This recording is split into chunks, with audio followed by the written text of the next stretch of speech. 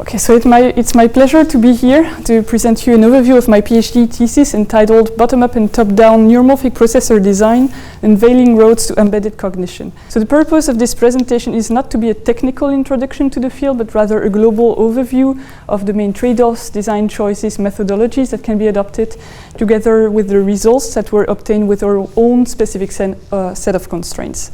So first of all, let's quickly assess where we are in our pursuit of intelligence.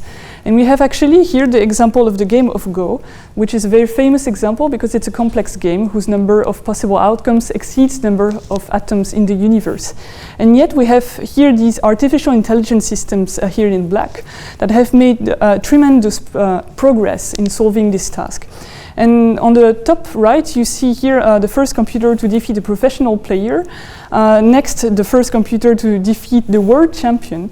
And finally, the first computer who is completely out of reach from any human player with ever-increasing efficiency.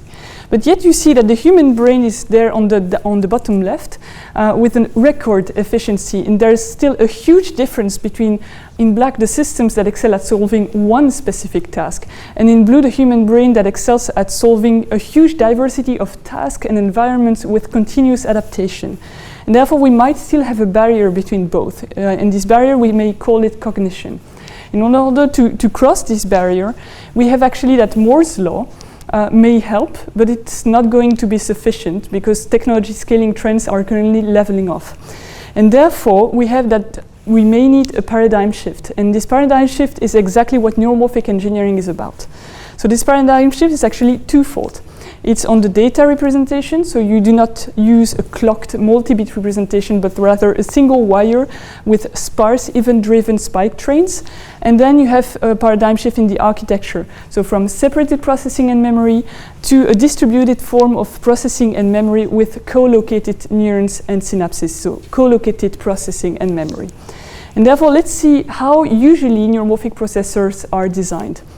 And there are two ways to go. The first one is really to start from neuroscience observation. So you really look what is in the brain and you try to replicate that into silicon. So it's the first way to design neuromorphic processors. And this type of neuromorphic processor usually excels at solving neuroscience-oriented applications. So you can accelerate neuroscience setups, and you can also use that in an analysis by synthesis fashion. So it's the understand by building. By using the silicon neuromorphic processors that you have, you can actually infer how the brain is working, and you can close this loop. So that's really a bottom-up design approach leading to the design of experimentation platforms. And the first two steps are really the neuron and the synapse building blocks. And then finally, you move to large-scale silicon integration with many of these neurons and synapses. And therefore, the trade-off that you're trying to solve is a trade-off between versatility and efficiency. And by versatility, I mean the number of behaviors in your neurons and synapses that you're trying to emulate. But the problem with this kind of approach is that it's very hard to cross this gap to real-world applications. And in other words, once you have a lot of neurons and synapses on chip, how do you use them efficiently to demonstrate a competitive advantage on real-world use case compared to conventional approaches, such as conventional neural networks and AI applications? And therefore, you see this question mark here. It's really the main challenge of the bottom-up design approaches. And therefore, another way to go would be to start from the real-world application to design neuromorphic processors solving this task while taking into account some insight from neuroscience. And therefore, it's a top-down design approach leading to the design of accelerators. And the key two steps here are first the algorithms, solving that specific task that you are aiming for, and then moving to the silicon integration. And therefore, the trade-off now is between accuracy on a given task and efficiency. And therefore, you see that these 4 points, 1, 2, 3, 4, will be the 4 points of my presentation, will be the 4 points of my PhD thesis. And actually, we'll first survey bottom-up, then top-down, and then finally we'll move to the synergies between both approaches in order to achieve embedded cognition efficiently. And therefore, here's the outline of the presentation. You have first bottom-up, then top-down with the 4 points that were outlined previously. So first bottom-up and then the building blocks. So let's look at the neurons and synapses that are brain-inspired. But there is a very hot question in the field. whether you should go analog or digital. And that's a very, very tough question, actually a very heated debate. So if you start from the biophysical behavior and you choose to design your circuits in an analog fashion, you have a very nice property that is called emulation. So you really have that the physical mechanism is the same in the transistor channel. So between the green parts of the transistor, you have the transistor channel, and you have that the electron flow between these two parts is governed by a diffusion mechanism if the transistor is operated in what is called the subthreshold regime. And actually you have that the ion channels in the brain obey the same physical mechanism. So the ion flow in the brain ion channels obeys a diffusion mechanism. So it's really the same physical mechanism, and you just need a few tens of transistors to emulate a biophysically detailed neuron model in silicon. And therefore you have this trade-off between biophysical versatility and area, your silicon area, is very good.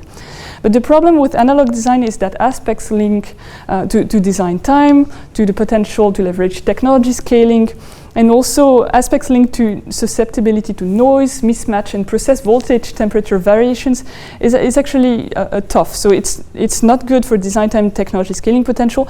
And regarding noise mismatch PVT, it's still very much unclear whether it's a bug or a feature. So a bug like in conventional integrated circuit design, or a feature like in the brain, because we know that the brain is operating that way. The other way to go, if we get rid of analog, is to go digital. And digital is not an emulation approach, it's a simulation approach. And therefore you implement a simulator to solve the equations that model the behaviors of your neurons and synapses. And because you have to implement a simulator, a solver, an equation solver for every neuron and synapse, it's very much more expensive than the few transistors that you need per neuron. Therefore you have this trade-off between biophysical versatility and area is actually not good. But in exchange you get a green light for all other aspects. And therefore the question that we ask in this thesis is how can we make the best of both worlds? And the strategy that we adopted is actually to try to make digital closer to analog regarding this biophysical versatility over area trade-off. And that requires getting rid of the simulation approach and going actually for a phenomenological approach. So actually you get rid of the equations, you just model the behaviors of the neurons and the synapses, and I'll come to that because we'll apply this methodology to the neurons and the synapses.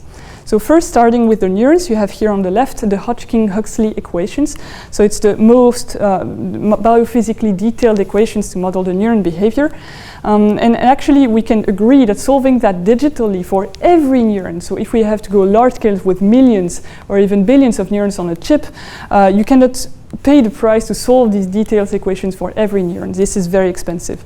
And therefore what we do is we get rid of the equations and we actually directly implement the behaviors that were observed in the brain, in the cortical neurons. And these behaviors, these spiking behaviors, are called the 20 Isaacevich behaviors. So I won't go into the details of it. I just would like you to remember that we don't implement the equations, we implement the behaviors, and that leads to huge savings. I'll come back to that in the implementation part of the presentation. Before that, let's move to the synapse. And the synapse, actually, it's really the site of learning, memory, and plasticity in the brain. So that makes sense to implement actually learning rules.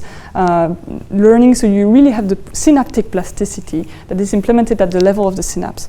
And you have basically two famous learning rules. The most famous one is STDP, so for spike timing dependent plasticity. And actually this is a local learning rule, so a synapse connecting two neurons that you see here in the center of the slide. And basically what it does is that neurons that fire together wire together. So if the presynaptic neuron fires before the presynaptic neuron, you have that the relationship, the spike relationship is causal, and therefore you will potentiate the synapse. If the postsynaptic neuron fires before the presynaptic neuron, the relationship is anti-causal and you will depress the synapse. So it's really a rule that enforces correlation in spiking activity. And actually you have a big problem in this learning rule is that it's not local in time because it relies on a spike time difference. Therefore you have another learning rule that is called SDSP for spike dependent synaptic plasticity. And the mechanism is a bit different. So basically you have a spike in the presynaptic neuron, but instead of looking at the postsynaptic neuron spike, you will look at the state of the postsynaptic neuron at the time of the presynaptic spike. And therefore this learning rule here is local in time. When you have a presynaptic spike, you look at the current state of the postsynaptic neuron.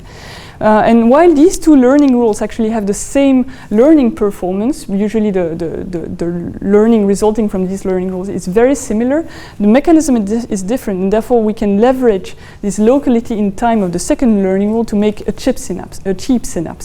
And therefore, let's look at the circuit implementation. We have here the circuit resulting from an STDP implementation, and you see on the top of the circuit that you need a time window generation. You need a memory inside each synapse to remember the spike time difference. And that's very costly because there are 1,000 to 10,000 synapses per neuron. And therefore, if we look for SDSP, you see that this locality in time, you just need to look in green in the input from the postsynaptic neuron at the time of the presynaptic spike. And therefore, these computations are amortized per all the synapses connecting to a given neuron. And as I said previously, these key challenges, there are 100 to 10,000 synapses per neuron, and therefore that leads to huge savings. And let's see how it translates to in terms of power and silicon area, moving to the second step of the bottom-up approach, which is the silicon integration. And so let's move to large-scale integration of these neurons and synapses that we have just presented. There's a first neuromorphic processor that we have proposed for this. It's called ODIN, for Online Learning Digital Neurosynaptic Core. So it's really a core of 256 neurons, all-to-all connected, so you have 64K synapses. And the main features of ODIN is that you have all synapses with learning, as we have described. You have all neurons with all ISAGFH behaviors. It's a fully digital system that is furthermore open source, so you can really take it, prototype it on an FPGA if you would like to. And also it's low power and low area, so it's still qualitative at this stage. I'll come back to this. So the next step we have made is to propose MorphIC. MorphIC is basically the scale-up. It's a system level. It's a 4-core design. So now we've got 2K neurons inside, 2 million synapses, and basically the two further innovations that we have brought is to further reduce the area footprint of the synapse. So basically we reduce the resolution and we move to stochastic learning. So you see here we can go further in the low area approach. And then actually we can move large scale. So these chips can really be interconnected at a large scale, so you can tile up these chips in all 4 directions without needing external infrastructure for routing spikes or interfacing these chips together. So it's really transparent from a user point of view, and you can really go large scale with several thousands of neurons. And therefore, actually, I'd like to come back to this low power, low area that are on the slides. It's qualitative, but actually, if you look at the detailed comparison, and hopefully I won't dive into the details of this table, but it's just to tell you that actually these numbers are records. So the power consumption that we have demonstrated with ODIN and MorphIC is the lowest among digital designs, and actually competitive with subthreshold analog ones. And the low area metrics, it's actually the highest neuron and synapse densities reported to date. So I'll close this bottom-up phase, and as I have said previously, actually the challenge in bottom-up designs is to demonstrate a competitive advantage compared to conventional approaches on real-world use cases. And therefore you see that these designs have really demonstrated an optimization of the trade-off between versatility and efficiency. And now let's move to a trade-off between accuracy on a given task and efficiency. And therefore, for the algorithms, so this is the first step, let's look at minimizing the cost of training on neural networks. And this slide is actually going to be a little bit more technical. So if you look at training conventional neural networks, actually the main starting point, the main algorithm is the backpropagation of error algorithm. So it's really the standard workhorse of deep learning. And actually you have this backprop here that's shown on the slide. And actually you have 2 big problems of backprop from both a hardware efficiency point of view and a biological plausibility point of view. And these 2 problems are the weight transport. So you see here you need to access in the forward path and backward path the transpose of the weight matrix. And therefore that's a problem because you need a memory architecture from a hardware point of view that allows you to access these transpose of the weight matrix, and that's actually not a trivial problem. And from a biological plausibility point of view, that's actually an issue because synapses in the brain are unidirectional, and backprop would mean that synapses would need to be bidirectional, and that's not biologically plausible. The second problem that we have is update locking. So if you would like to update the weights of the first layer that is really at the bottom, you need to wait for a full forward pass followed by a full backward pass. And therefore that means you need to have interleaved phases, and that's not biologically plausible because all the synapses in the brain operate in real time time in continuous time, while here you really have this interleaving of different phases. And from a hardware efficiency point of view, that's a problem, because you need actually to buffer all the activations of all layers. You need to remember them, and that introduces a latency penalty. So these two problems, weight transport, update locking, and let's look at the solutions in the state of the art to solve them. So you've got feedback alignment, FA for short, that just replaces in the backward path the transports of the synaptic weight matrices by a fixed random connectivity matrix. So that solves the weight transport, but not update locking. Another algorithm is direct feedback alignment, or DFA. And basically, you now project the output error of the network through fixed random connectivity matrices. And also here, it solves the weight transport problem, but not update locking. Also, although you see here that the latency to update in the backward path is now shorter, because you have a shortcut from the error to the deeper layers. And therefore, the question that we ask ourselves is, what happens if instead of the error, we use the sign of the error? Because you should still be able to go in the right direction when learning. And actually something interesting happens. So by definition, the error is the difference between the target that you aim for and the output of the network. And therefore, for classification problems, you've got that this target, so the T star at the bottom right of the network, is just a one-hot encoding of the classification label. So it's just a 1 for the correct class and a 0 for the incorrect class. And to this, you subtract the output of the network. That is for classification problems, because it represents a probability usually strictly bounded between 0 and 1. And therefore, you see that the sign of the error is known in advance, because it's 1 minus something strictly bounded between 0 and 1, and 0 minus something strictly bounded between 0 and 1. And therefore, the sign of this error is known in advance and exactly predicted by this one-hot encoding of the classification labels. So that means you do not need to wait for the full forward pass before getting the error. You know it in advance, the sign of the error, I mean. And therefore, the algorithm that we propose is direct random target projection, or DRTP for short. And you just project this target vector through fixed random connectivity matrices, and you release both weight transport and update locking. So basically, among all of these algorithms, and that's what I would like you to remember, is the computational and the memory cost has been reduced up to the point that we have actually a feed-forward local training algorithm. And actually, it's even compatible with recent neuroscience findings. So we have found learning mechanisms in the brain that actually obey this output-independent learning form. So I'm not saying this is the mechanism that the brain uses, but I'm saying it is compatible with some of the mechanisms that the brain uses. And therefore, let's move to the last part of this presentation and implement that into silicon. And so to go back to the big picture, in the top-down methodology, we started from the real-world application, and more specifically, adaptive edge computing. So edge computing, where you adapt to the environment, to different users, to different use cases. For the algorithm, we have chosen DRTP, so the algorithm that we have just proposed.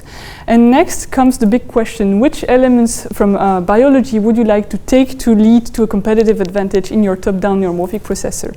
And actually, we have that the hallmark of biological computation is really that it is sparse, event-driven, and time-based. And therefore, you have actually that this sensor, it makes sense to start from neuromorphic sensors, so neuromorphic retinas in this case. And these sensors are very different from conventional imagers, so basically cameras that take pictures at a fixed frame rate. Here you have got that every pixel behaves individually. So for each pixel, you look at the temporal contrast change, and when this exceeds some threshold, you have that this pixel emits a spike with a positive or a negative polarity. And therefore, at the pixel level, you can perform the convolutions. Convolutions is really the standard operation of neural networks when it is applied, for example, to image recognition. And therefore, you have that a further hypothesis that can be made. It's here in blue, TTFS, for time to first spike encoding. So it's not a further preprocessing, but rather a hypothesis on how actually the data encoded by this type of sensor, actually how information is present in this kind of sensor.